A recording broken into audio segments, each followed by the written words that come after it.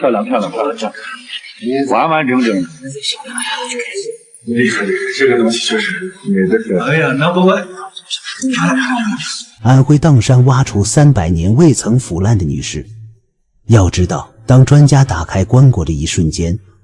整个地宫充满扑鼻香气，而从女尸的身材就不难发现，该名女性身材高挑，且身披清朝凤冠霞帔。最让专家感到气愤的是，女尸的腹部高高鼓起，而且下腹部竟然出现白色结晶体。专家通过检查怒骂，简直不是人。那么女尸为何出现香味？身下的白色结晶体又是何物？保持你的好奇心，我们点个关注，点个赞，接着往下看。在安徽地区，一座被盗墓贼垂涎已久的古墓遭遇了连续5次的暗暗投炸，但是这批盗墓贼却无功而返，甚至在考古队介入之后，这座古墓的相关考古活动一直进行了16天的开挖，最后才挖到棺材。那么这座古墓以及背后的修建者究竟是何方神圣，又是用什么样的办法以及初衷把自己的墓葬修建得如此固若金汤？时间要倒回2007年的9月份，位于安徽怀宁县的南山村，原本是一个平静的夜晚，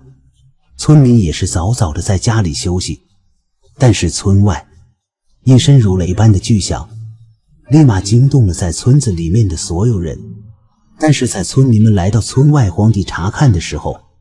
却是空无一人，并且这种不同寻常的爆炸声在1年之中出现了数次。那么村子外面的荒地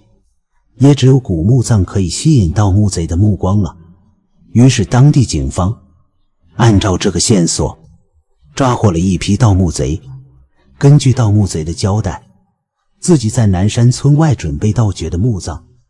可以说是固若金汤，自己用炸药先后炸了5次都没有找到入口。让人啼笑皆非的是，哪怕被警方捉拿归案之后，这伙盗墓贼也对南山村外那座看似不起眼的小土丘念念不忘，认为自己败在这等看似毫不起眼的土丘面前是自己职业生涯的一个黑点。因此他们要求在相关的考古工作完成后，希望警方能把墓葬的细节告诉自己。顺着这个线索，警方把相关的线索通知给了考古队。根据当地人祖祖辈辈的传说，这座墓葬是清朝时期一个大户人家的墓葬，并且的确使用了一定的防盗技术。在来到现场后，考古队的确发现了这座古墓的不同之处。通过被盗墓贼破坏的现场来看，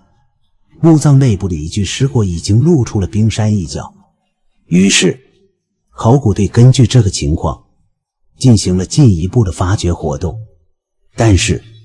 就在考古队准备发掘工作的时候，古墓葬内的尸椁就让考古队犯了难。因为在一番观察后，这个墓葬虽然已经被破坏，但是想要进一步的挖出这个尸椁却是个大工程。因为这座墓葬的封土使用瓷器，墓密按照一系列的调制粘合之后再进行浇筑，这个粘性远超现在的混凝土。也不怪这些盗墓贼在炸了5次以后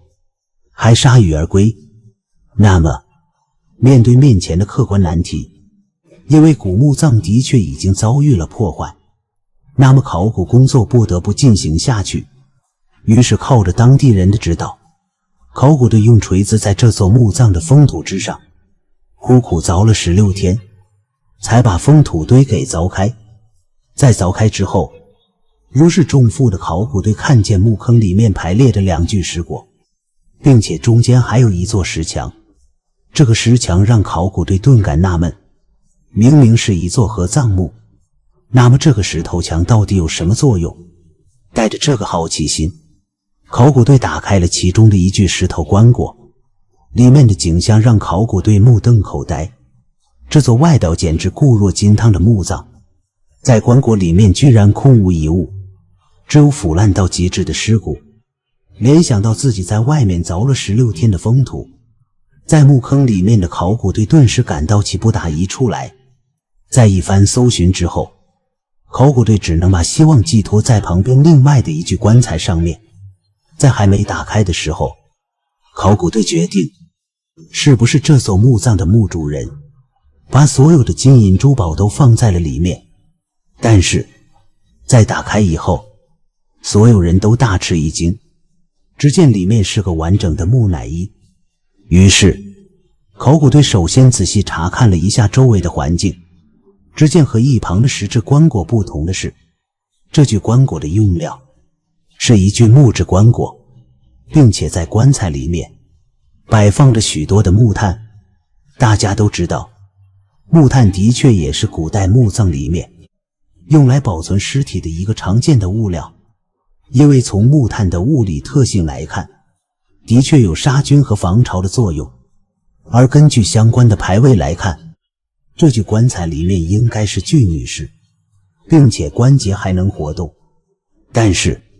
为什么同样的一座墓葬，两座棺材里面的差距有如此之大呢？因为考虑到当时夏天的天气以及现场环境，考古队在一番琢磨后，通知医疗专业的人员做好了相关的防腐工作。之后考古队继续对墓葬进行了搜寻。首先从墓葬结构来看，墓主人在下葬之前，现在墓穴外面修建了一个排水沟。